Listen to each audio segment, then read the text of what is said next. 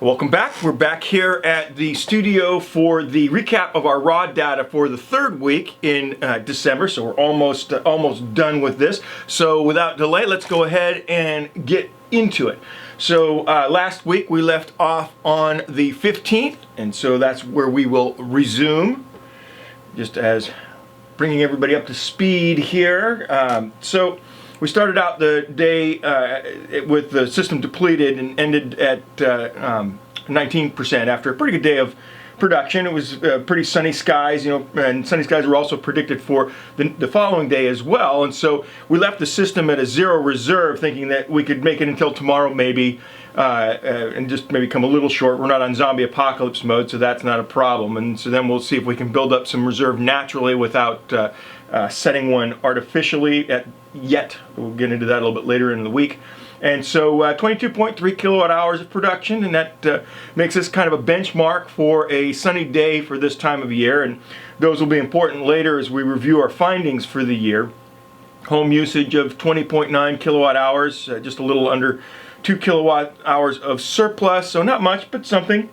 And we took 12.7 kilowatt hours from the grid in the morning, since we started running on batteries in the early AM, and also had that strange rogue charge, as you'll remember from last week's close. So here are the notes. Again, we'll just go real quickly through this. Won't spend a lot of time on this since we left off with this in the last recap we did. So just what it says, had that strange rogue charge, and so we had to come back in the evening to stop it. And so then here we have the 16th, where we'll start this week. And we did manage to make it to morning without touching the grid. Sunny day also today has us taking a little over 2 kilowatt hours of surplus for today as well. So we started the day at 2%, ended at 22%, with the total PV contribution there you see of 22.6 kilowatt hours, home use of 20.2 kilowatt hours. And the in and out numbers mostly matching today, a little under 1 kilowatt hour difference. It's annoying, but it is what it is. It's those transitional spikes. And so here we go for the notes. Other than still having those transitional spikes, it's basically a normal running for the day. And then the 17th, starting out the day again, not having to touch grid power. A little less PV production today, 16.3 kilowatt hours, kind of a partially cloudy day. Home usage of 21.7 kilowatt hours. We lost a little bit of ground today, but we still managed to end the day at 25%, and so that'll be enough to get us through till tomorrow. And again, showing a little bit from the grid, even though we had to run mostly on battery power all day, so that's not too bad. And so in the notes, and I set the system to a 10% reserve at this point so that it would force some charge to the battery for battery health reasons, and also to give us a little bit of reserve so that if we have a power outage we can run for a little bit. And that resulted in a slightly increased grid usage for the 18th, and we'll see that in just a second. And so here is the 18th, and as you can see, we started out our reserve. The system dropped down to that reserve and then stopped discharging, and so we managed only 11 kilowatt hours of contribution for the day, and that's because, again, of that overcast weather and the home usage of 20.4 kilowatt hours. And so that caused us to take 7.7 kilowatt hours from the grid, but as you can see by that asterisk that something was going on here. So what happened is that we had some unusual activity in regards to the system charging. For some reason, we actually had a couple of times during the evening, peaking around 10 p.m. or so, where we were charging the battery from grid power. Again, not much, but it was showing it wasn't like a rogue charge or anything. So, but still, it was enough to make mention of. And so here's a screenshot of that. Bring that up here real quick, so that you can see that for a minute. And then the notes. Just what it is there.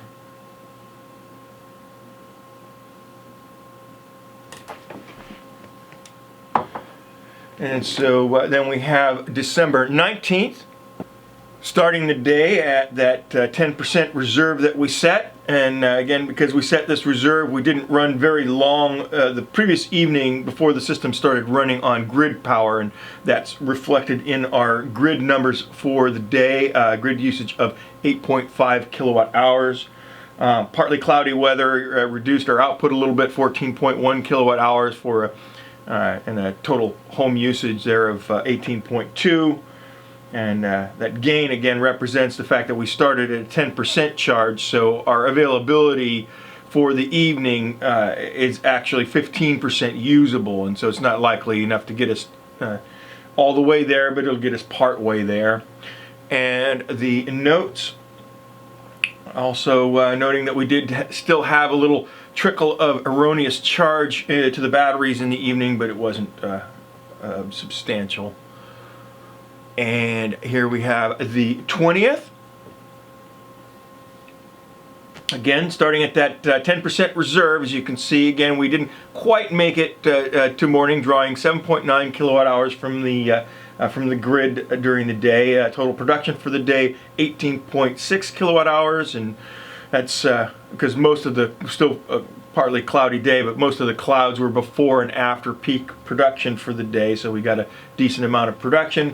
Total use of the home was 21.3 kilowatt hours, and that brought our total solar day percentage to 27. And so again, with that 10% reserve subtracted, that gives us 17% to use in the evening. And the notes, as stated, previous day's storage, we were able to run until just before 1 in the morning on battery power. Let's look at that for a second. And then the 21st, rainy day today. We started at 9%. Again, the reserve is set to 10%, but sometimes losses creep in the evening and it'll display a little bit under that. Today was a problem storage-wise, though, because we basically only covered what we used during the daylight hours, and so we ended the day again pretty much where we left off. We aren't going to be running very long on 2% reserve, and or 2% over reserve rather. And so then we can see here 8.1 kilowatt hours total production for the day, and then due to the rainy weather, with that total home usage of the day at 22.8 kilowatt hours, and that resulted in us pulling 14 kilowatt hours of that from the grid. And so the notes, again, just basically that, minimum solar because of the heavy rains. And this brings us to our closeout for the week on the 22nd. Again, solar system percentage at 9% starting the day. Very rainy day today, even more, even darker than it was the previous day. We have some good forecast weather for the closeout of December, but for today, you can see the skies were pretty bad, and so we only got 4.5 kilowatt hours of production, and you see there with the total home usage of 20.1 kilowatt hours. That our primary power for the day came from the grid at 17.8 kilowatt hours. And not a lot of transitional spikes today, a few, but you can see that usually reflected in the to the grid number there. It looks pretty low, so the system was behaving itself as it should. And so then here we have the notes, and again just that, heavy rains and the system generally behaving itself.